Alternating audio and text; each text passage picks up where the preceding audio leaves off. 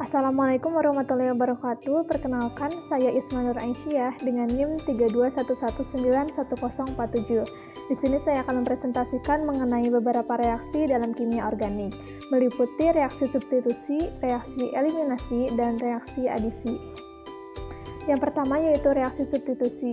Nah, reaksi substitusi atau disebut sebagai reaksi pertukaran gugus fungsi ini terjadi saat atom atau gugus atom dari suatu senyawa karbon digantikan oleh atom atau gugus atom lain dari senyawa yang lain. Dan secara umum mekanismenya dapat dilihat pada gambar di samping. Nah, pada reaksi substitusi ini dikenal dengan yang namanya reaksi substitusi nukleofilik. Dan dapat dilihat dalam reaksi ini terdapat dua persamaan yang dapat dituliskan seperti pada gambar. Nah, untuk penjelasannya, di mana pada reaksi substitusi nukleofilik, suatu nukleofil atau Z pada gambar di atas menyerang alkil halida pada atom karbon hibrida sp3 yang mengikat halogen atau X, sehingga menyebabkan terusirnya halogen oleh nukleofil. Dan halogen yang terusir ini disebut sebagai gugus pergi. Nah, di mana nukleofil ini harus mengandung pasangan elektron bebas yang digunakan untuk membentuk ikatan baru dengan karbon. Sehingga hal ini memungkinkan gugus pergi terlepas dengan membawa pasangan elektron yang tadinya sebagai elektron ikatan.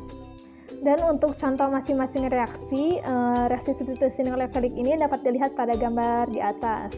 Nah, pada mekanisme reaksi substitusi nukleofilik ini, pada dasarnya terdapat dua mekanisme reaksi yang dilambangkan dengan SN1 dan SN2. Untuk selanjutnya akan saya bahas satu persatu. Yang pertama yang akan saya bahas yaitu mengenai reaksi SN1. Nah, di mana reaksi SN1 ini adalah substitusi unimolekul meliputi proses ionisasi awal substrat yang mengandung gugus pergi dan membentuk karbokation. Kemudian diikuti oleh reaksi dengan nukleofil. Nah, mekanisme reaksi SN1 ini ialah suatu proses substitusi di mana prosesnya meliputi dua tahap. Nah, pada tahap pertama, ikatan antar karbon dengan gugus pergi putus dan dapat dilihat pada reaksinya sebagai berikut pada gambar di atas, di mana gugus pergi terlepas dengan membawa pasangan elektron dan terbentuklah ion karbium, di mana pada tahap pertama dalam mekanisme reaksi ini adalah tahap pembentukan ion, sehingga mekanisme ini dapat berlangsung lebih baik dalam pelarut polar. Dan pada tahap pertama ini proses berlangsung secara lambat. Nah, notasi 1 pada reaksi SN1 ini digunakan sebab pada tahap lambat hanya satu dari dua reaksi yang terlibat, yaitu substrat. Nah, tahap ini sama sekali tidak melibatkan nukleofil. Dan selanjutnya pada tahap kedua atau tahap cepat, untuk mekanismenya dapat dilihat di mana ion karbium bergabung dengan nukleofil dan membentuk produk.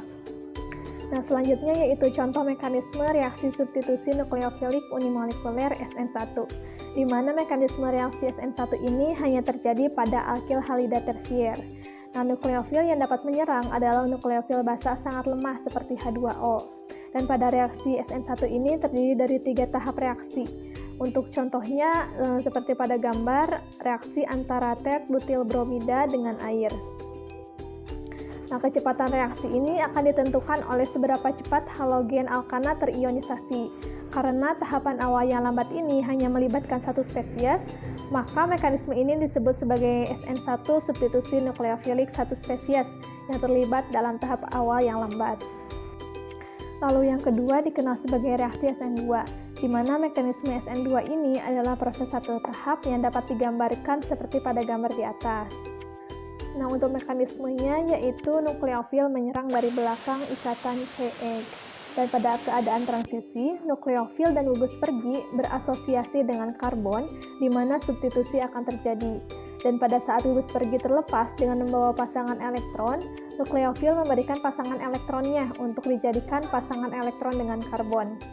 Nah, notasi 2 pada reaksi SN2 ini menyatakan bahwa reaksi adalah bimolekuler, yaitu nukleofil dan substrat terlibat dalam langkah penentu kecepatan reaksi dalam mekanisme reaksi. Selanjutnya, contoh mekanisme reaksi substitusi nukleofilik bimolekuler SN2. Nah, mekanisme reaksi SN2 ini hanya terjadi pada alkil halida primer dan sekunder, di mana nukleofil yang menyerang adalah jenis nukleofil kuat seperti OH dan CN. Nah, serangan dilakukan dari belakang. Untuk lebih jelasnya dapat diperhatikan contoh reaksi mekanisme SN2. Nah, jadi dalam reaksi bimolekuler, laju reaksi ini tergantung pada konsentrasi dari keduanya. yaitu alkyl bromida dan ion hidroksida. Nah, dalam mekanisme reaksi bromoetana dengan air, ion bromida pada saat bersamaan membentuk ikatan antara karbon sp3 dengan ion hidroksida. Dan pada saat itu, atom karbon sp3 sepenuhnya terikat dengan 3 substituen dan juga terikat pada nukleofil dan gugus pergi. Nah, jadi reaksi SN2 ini dapat terjadi ketika adanya serangan nukleofil pada substrat primer dan sebagian pada substrat sekunder. Nah, reaksi substrat sekunder tergantung pada nukleofil dan gugus pergi, sedangkan substrat tersier sulit untuk mengalami reaksi dengan mekanisme SN2 ini. Jadi secara keseluruhan, tingkat reaksi tergantung dari konsentrasi nukleofil dan konsentrasi substrat, sehingga dalam hal ini disebut orde 2. Nah, setelah memahami reaksi substitusi, selanjutnya saya akan membahas mengenai reaksi eliminasi, di mana reaksi eliminasi ini adalah salah satu jenis reaksi organik. Dua substituen dipisahkan dari suatu molekul, baik dalam mekanisme satu tahap atau dua tahap. Nah, mekanisme satu tahap ini dikenal sebagai reaksi E2, dan mekanisme dua tahap dikenal sebagai reaksi E1. Nah, di mana angka pada nama reaksi ini tidak berhubungan dengan jumlah tahapan dalam mekanisme tersebut, tetapi berkaitan dengan kinetika reaksi, yaitu bimolekular dan unimolekuler berturut-turut. Yang pertama yaitu reaksi E1 atau unimolekular. Nah, reaksi eliminasi unimolekuler ini adalah reaksi eliminasi di mana karbokation memberikan sebuah proton kepada suatu basa dalam suatu reaksi eliminasi, sehingga akan menghasilkan suatu produk alkena.